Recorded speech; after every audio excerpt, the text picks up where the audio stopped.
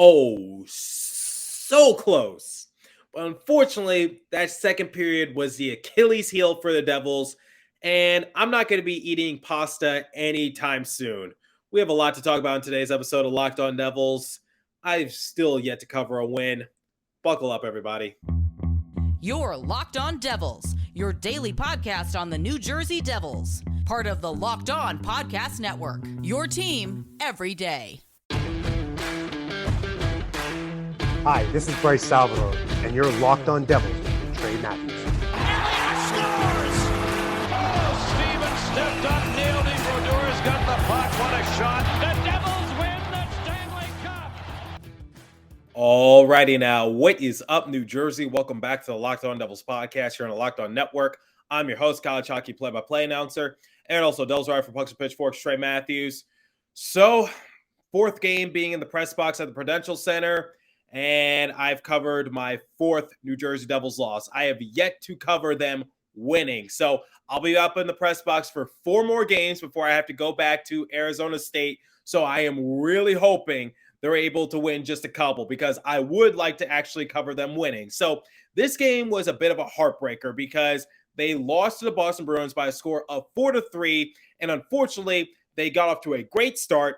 They had a very crappy middle, and their finish was close, but not quite there. So goes back to that game against the New York Islanders. Like I said, you cannot play behind most of the game and then expect to win. It just doesn't work like that in the sport of hockey. It doesn't work like that in a lot of sports. So if you're trailing for most of the game, most likely you're going to come up on the losing end. And that's what happened in this matchup for the Devils because they had a very crappy second period. And it raises the question, like, what could potentially happen to Mackenzie Blackwood? And I also asked Lindy Ruff post-game, like, what's the overall plan? How is he going to utilize Vitek Vanacek and Mackenzie Blackwood going forward? Because I anticipated for Vitek Vanacek to get the start, but Mackenzie Blackwood got the nod for the second straight game. So it's just like, is Mackenzie Blackwood back to being our starter? I thought Vitek Vanacek solidified the starting role during the absence of Mackenzie Blackwood, but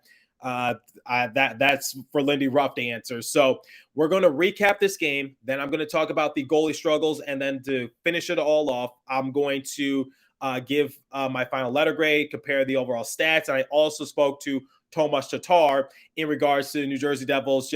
It seems like they always have bad luck because in this game, there were a couple shot attempts that just went in and out of the crossbar. There was another attempt in which it looked like it was about to go past the goal line, but Ullmark was able to just reach down and make the save, and it was just inches away from being a goal, and that could have been a game changer for the Devils. And it just seems like they either run into hot goaltending and they get goalied, or they just don't take good shot selections and they're just not finishing. So figured I just asked Tomas Tatar his opinions on it since he did score in this game. Now, to recap this matchup for the Devils, going into this game against the Boston Bruins, they had their work cut out for them because the Bruins coming into this game had the lowest goals against average in the entire league with 71 and second goals for, just trailing the Buffalo Sabres by 1 goal with 127. So Ullmark wasn't going to make anything easy on the Devils. In 22 game appearances, he had a record of 18-1-1, a goals against average of 1.89, a save percentage of 937, and 2 shutouts to his credit. So my overall thing for the Devils is that the scouting report is don't get the Boston Bruins off and going early, because if the Boston Bruins take a 1-0 lead, that can quickly snowball into a 2-0 lead or a 3-0 lead. And given how the New Jersey Devils have been playing these last few games, they cannot afford to go down early to a team like the Boston Bruins. We saw what happened in the Carolina Hurricanes game. We saw in a few other matchups. So the overall mindset for the Devils is don't go down early. So for the first 6 minutes, the Devils weren't giving the Boston Bruins an inch of breathing room.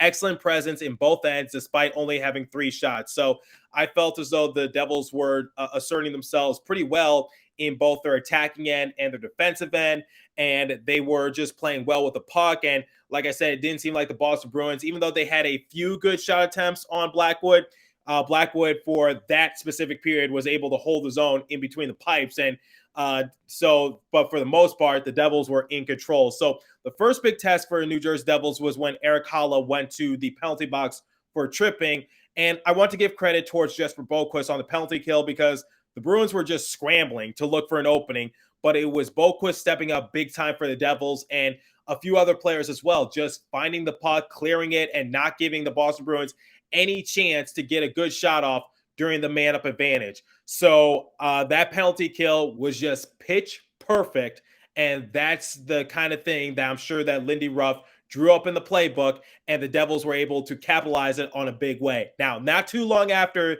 the New Jersey Devils killed off those 2 minutes on Eric Holland's penalty, it was the Devils' turn to go up on the man-up advantage because Michael McLeod got boarded, and I was a little nervous because he seemed to have been slow to get up, and there was some chippiness and the Boston Bruins and the New Jersey Devils were kind of going at one another. I thought it would be like the game against the Philadelphia Flyers where we see a couple fights, but that's not what happened in that sort of way. But moments later, just like literally only a few seconds into the power play, Jack Hughes, a couple steps on the far side faceoff circle, let a sniper go, and boom, it's 1-0 New Jersey Devils. The Devils were in control for period number one, and that was arguably one of their best played periods of the season. And they held the Bruins to just 5 shots on goal. So I was just like, okay, they go up early. They're playing excellent defense. They have great presence in the offensive end. So I'm just like, okay, if the New Jersey Devils are able to score in period number 2, make it a 2-0 game, that gives them a little bit of a cushion, and maybe they can maintain it the rest of the way. Boy, was I wrong, because period 2 was the complete opposite of period number 1. So the Bruins scored within the first 4 minutes to start period number 2. And the Devils did answer back in a pretty positive way because Zetterlund and Hischier went on an odd man rush. And unfortunately, Nico Hischier got robbed and couldn't find the back of the net. And then moments later, the Bruins scored once again, thanks to Pastrnak, to make it a 2-1 game, despite the Devils doubling them in the shots on goal category, 14-7. Worth mentioning that Zacha had an assist on Pasternak's goal, so the irony isn't lost. It was bound to happen. I thought Zacha was either going to get a goal or a point in this matchup because he's back at the Prudential Center for the first time since being traded, and I was just like, oh, well, it was bound to happen, and he got that assist on Pasternak's goal. But didn't stop there. Mackenzie Blackwood went on to allow 4 total goals, 2 to Pastrnak on 18 shots. So, yeah, he completely flipped the switch after his triumphant return against the Panthers and his solid work in period number 1. That was probably one of the worst periods the entire season for the Devils. So we have a tale of 2 periods. One period, which was really good and probably their best performance of the season in that specific manner. And then in period number 2, complete collapse. So it was just like, what's going to happen in period number 3? The Devils are down 4-1. So I was thinking this game was essentially over because unfortunately, when the Devils go down big during these recent few games, they usually stay down. But no surprise, Vitek Vanecek came in to start period number 3 because Mackenzie Blackwood, like I said, gave up 4 goals on 18 shots. Tomas Tatar was able to score his 200th career goal when there was about 8:30 remaining in period number 3. So there was still some hope. Worth mentioning that Nikita Ohotuk was credited with the secondary assist. And speaking of which, Ohotuk, he played physical. He wasn't afraid to get involved in the offensive end. He was holding his own on the defensive side of things. And like I mentioned, he got a point in this game thanks to being credited with the secondary assist on Tomas Tatar's 200th career goal. So that's what I want to see from Ohotuk. He doesn't have to light up the score sheet, but I just want to see his physicality, and I want to see his presence on the defensive side of things. So Ohotuk was pretty good in this game, and it was a good season debut for him. Now, a few minutes later, Yegor Sharangovich scores after initially getting tangled up. He was able to locate the puck before the Bruins got a stick on it. After going 9 straight games without recording a goal, Sharangovich now has a goal in back-to-back games. So I've said this so many times. Yegor Sharangovich is just so weird because he could go lengthy stretches of games without recording anything. But once he gets something going, he's usually able to maintain that for a few games. So like I said, scored a goal in this game, and he scored a goal in the previous matchup against the Florida Panthers. So he's got that going for him. So hopefully he's able to maintain that as the Devils still are in a tough part of their schedule. So Period number 3 to end it. 90 seconds left, and the Devils got the extra attacker. They pulled Vanacek, and unfortunately, when the final seconds were winding down, Brad held onto the puck maybe just a tad bit too long, and that ruined any chance of the New Jersey Devils being able to tie the game and send it to OT. Now, the Devils deserved to at least walk away with something because they almost made the impossible happen, which is they're playing against the best team in the NHL. They go down 4-1. All hope seems to be lost because I told you, Ullmark is not an easy person to score on. So if anyone's going to goalie the New Jersey Devils, it would probably be Ullmark. But in this game, the Devils were able to get 3 goals on them. And I really thought that they were going to get that game-tying goal and at least walk away with something. Whether if they won an OT or not, I don't know. But the main sentiment is simply this, which is the Devils should have walked away with something. And unfortunately, they walk away with nothing. So that's a little disappointing, and you just can't help but think, what could have happened had Mackenzie Blackwood made just a couple extra saves, or what could have happened if Vitek Vanacek just got in the start in general? So we're going to talk about that momentarily. Also worth mentioning that Kevin Ball was benched. There was no particular reason. He wasn't hurt or anything, but Lindy Ruff just said post-game that it was just for strategy reasons. So Amanda Stein was able to shed some light on it. So go check out her Twitter page if you want the full-fledged answer. But my primary focus is going to be on the goaltending. So we're going to talk about that momentarily. But before we continue, I want to bring you guys an important PSA. So did you know that driving high is considered driving under the influence? That's right. Driving under the influence of marijuana is against the law in every state, even states where marijuana is legal. That means driving high could get you a DUI.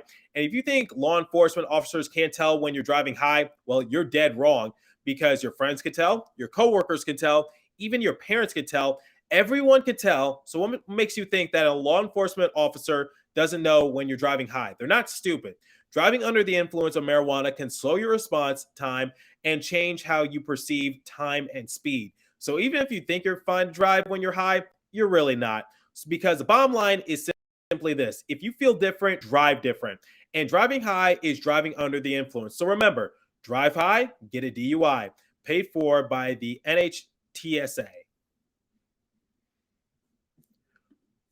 Okay, so let's talk about Mackenzie Blackwood. Now, a couple episodes ago, I gave credit where credit was due.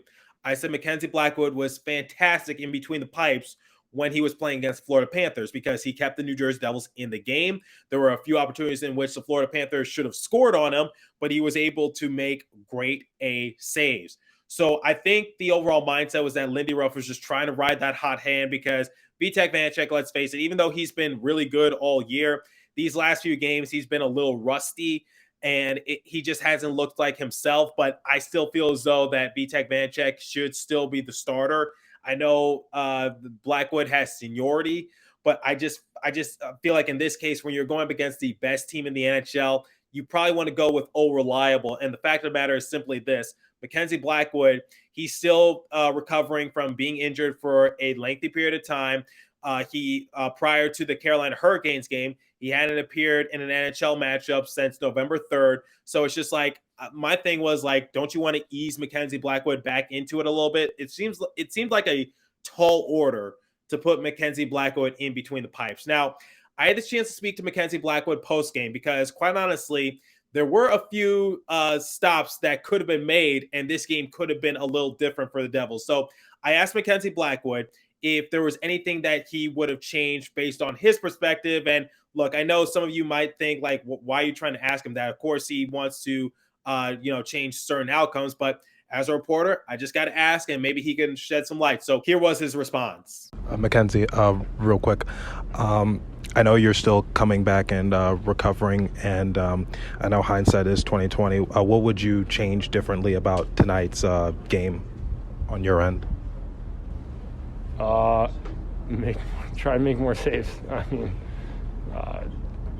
if you want to go through all the goals, I mean, there's a couple difficult plays, but sometimes when you're having the game kind of come to you, you find a way to make that extra save. And tonight, just unfortunately, it wasn't that way for me. So obviously, just go back to practice and keep working on the little things and try and get better.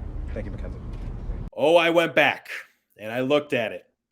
And a few of those goals that he let up, he was out of position. He was a little slow.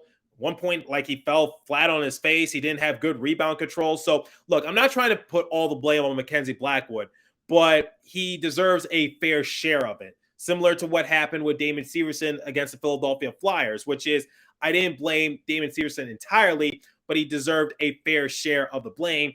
And the same is for Mackenzie Blackwood because he was out of position, didn't have good rebound control on one. And it's just like for him, it's just like he has to show that he's consistent. So throughout the entirety of this year, we saw Vanecek step up his game. We saw Schmid step up his game. Now the question is, can Blackwood step up his game? Because it seems as though he meets expectations, but can he exceed them? So here's the fact of the matter. I know the New Jersey Devils, they're still second in the Metro, but the race is getting tighter and tighter and tighter. So you see that the Pittsburgh Penguins, they're just 3 points behind the Devils. So the Devils still have a cushion to work with, being 3 points ahead of the Pittsburgh Penguins. But you don't want to be playing with fire, especially since you still got to play the Boston Bruins one more time. You got to play the Carolina Hurricanes. You got to play the Pittsburgh Penguins. So I said best case scenario for the Devils is to try to split these matchups against the Boston Bruins and see what happens from there. And so that way they don't just like keep falling in the Metro, because don't look now, but the Washington Capitals, like I just said, don't sleep on them. They're on a 4-game win streak, and now they're relevant in the race. So for Mackenzie Blackwood, we can't wait on him. So that's the overall thing for Blackwood. Can he stay consistent? Can he elevate his game? If not, then we're going to have to call back up Akira Schmid, and then Mackenzie Blackwood will be on the chopping block. Now, a couple episodes ago, like I said, I gave credit where credit was due, but I didn't take back my overall comments I said in regards to Mackenzie Blackwood. He has to step up his game. And now I asked him this question, which was like, is there added extra pressure since Akira Schmid did well during his absence, and also Vitek Vanecek? Here was his response. Mackenzie, given how well the goalies have performed this year, including yourself after the last game against the Panthers, is there like extra pressure to keep performing well, especially with how the team has been performing the last few days? Obviously, every game you want to play your best. If you put too much noise around the game, you overcomplicate it. You go out there, you try and do your best. You try and, make as many saves as you can and play the best game that you can, in that crease. And, at the end of the night, you look back on it, you analyze it, and then you go to sleep and wake up and try and fix whatever you can, or, keep doing the things you did right. So, I mean, if you look at it that way, no, you don't put extra pressure on yourself. You just strive to be better every day. Look, I'm not trying to create any wedges in the locker room, and Vitek Vanecek and Mackenzie Blackwood seem to have a good relationship, because Amanda Stein pointed out saying that Vitek Vanecek was seen watching film with Mackenzie Blackwood. They seem to have a very good bond, but it still doesn't change anything, which is you got to keep in mind, if you're Mackenzie Blackwood, that Vitek Vanecek has done well. Akira Schmid has done well. So can he do well? Now, I asked Lindy Ruff, like, how are Vanecek and Blackwood going to be utilized? Because we know going into the season that it was a 1A, 1B type of circumstance.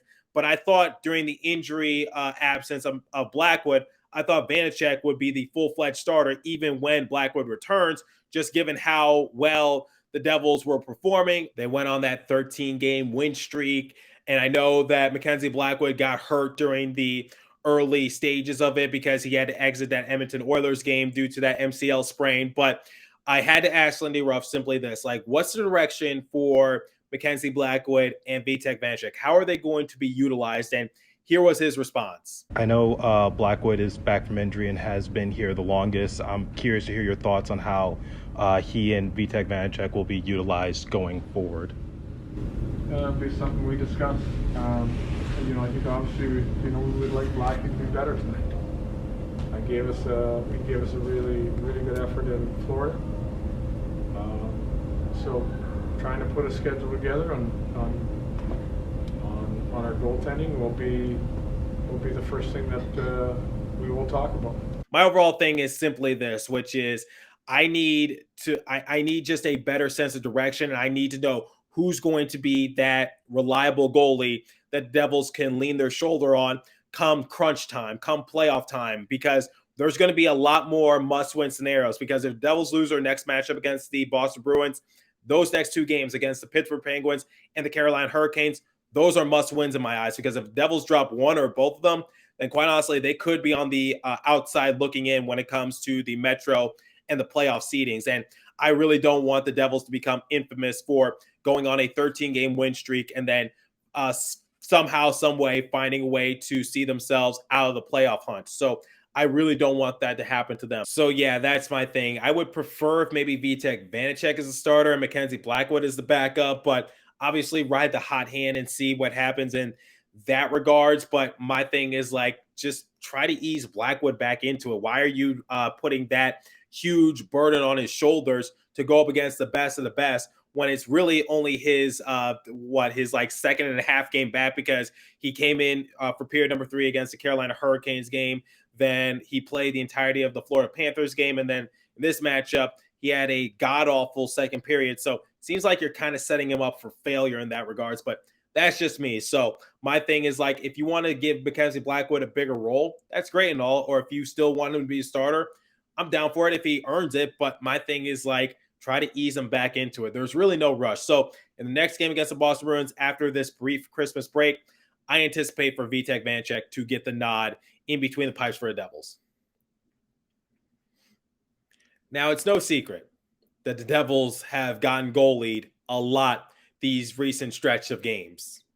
And it seems like they're very unlucky, and this game was no exception, because there were a couple times where the puck goes in and out of the crossbar. There were a couple times where it hits the post. There was one time where it seemed like it went past Allmark, but at the last possible second, he was able to lean on back, cover up the puck, and halt action. And it was just like inches away from just going past that line to signify a goal. So I asked Tomas Tatar, like, I know that the Devils, they just sometimes run into bad luck, but what's the difference between just not finishing and maybe just running into a hot goalie? And like I said, Tomas Tatar scored in this game, and I felt as though he was the best example to ask that, since he's also a veteran. So here was his response. Tomas, it seems like you guys run into bad luck at times, and sometimes a lot of people say that you guys aren't finishing. I want to hear your thoughts on your shot selections and the results of just maybe sometimes being unlucky or running into a hot goalie. Maybe the shots are, or it's a little unlucky. I hit a crossbar, Brad hit a crossbar, Nico had a half breakaway, but I think offense, like, that's something you would always generate. But what bothers me is defensive play of games. We're giving up goals. What cost us at the end of the game where we didn't have to, and it doesn't matter if we don't score, but we can give up a goal, and I think those are too easy for us. And I think we're skilled enough. The offense eventually will come if we will keep pushing in the game. Thank you, Thomas. Thank you. Yeah, I mean, in this game, there's a lot of what ifs. Like, what if Vitek Vanacek got the start? What if some of those goals did actually go in for the Devils? What if that goal just went right past Allmark and he just saw it a little too late? There are a lot of what ifs in this game, and it's one of the reasons why I wanted the Devils to just walk away with something, maybe just a point. But obviously, it didn't happen in that regards. It's a little disappointing, and they're a little frustrated because Miles Wood said in his post-game interview that they're definitely very frustrated, and they're very angry because it's just like they know they're capable of playing so much better, and they had 40 shots on Allmark, and yes, they have more goals to show for it, but it's just like they gave up 4 goals. So it's just like it doesn't matter what your offense does. If your defense and your goaltending isn't there, you're going to lose the game. So that second period, they played one of their worst periods of the season, and unfortunately it came back to bite them. And hopefully this is not a game that we look back on a few days or a few weeks from now and just say, like, if that game went different, how could this have affected the Metro division? So once again, I still haven't lost hope for the Devils, which is like they just got to split this 2-game set against the Boston Bruins. So try to win the next game. It's not a must win, but it's a game that you would much rather have. Puts a little, takes the pressure off you just a little bit when you go up against the Pittsburgh Penguins and also the Carolina Hurricanes. And then you got the Detroit Red Wings and the St. Louis Blues. So those are matchups that fall into their favor. So we'll see what happens in that regard. But that's a little down the line. So like I do with every post-game recap, let's compare the stats, and then I'll give you guys my overall opinion. So shots on goal differential, 40-23 in favor of the Devils. I'm not going to say they got goal in this game. They got 3 goals, but unfortunately, it just came too little, too late. And like I said, going into this matchup, Allmark was just a very good goalie. So if they were to get goalie in this game, if they were getting shut out or just be given 1 goal, hey, that's what happens when you're going against someone like Allmark and his caliber and what he's capable of doing. So face-off percentage, 51% to 49% in favor of the Devils. Power play, Bruins were 0 for 1, and I talked about that penalty kill being huge for the Devils in period number 1. Then Devils were 1 for 2 in their power play. Jack Hughes, once again, just being that great leader, that franchise player, and getting the Devils off and running early. And it seems like most games I'm there, it seems like Jack Hughes is making big play after big play, and his future is bright. It's incredible. Jack Hughes has been phenomenal this season. I want more people to be talking about it because in 34 game appearances, he has 18 goals, 21 assists for a grand total of 39 points, and he has a plus-minus of plus 11. So I think he's on decent pace to try to become the first Devils player to eclipse 100 points. Now, hits, 13 a pop between the Bruins and the Devils. Blocks, 30-15 in favor of the Bruins. Giveaways, Devils led this department 18-13. So if I had to rate this game for the Devils, it's like I was hovering around the B- and the C+ range because that second period was so bad that I can't give them like a high B. They did make the comeback, but at the same time, it's just like, and also they did play their best period in period number 1, or arguably one of their best periods. So I'm struggling here. I'm really struggling, but unfortunately, I'm gonna have to give them a C+ because there's this old saying: it's not how you start, it's how you finish. The Devils did finish in a decent position.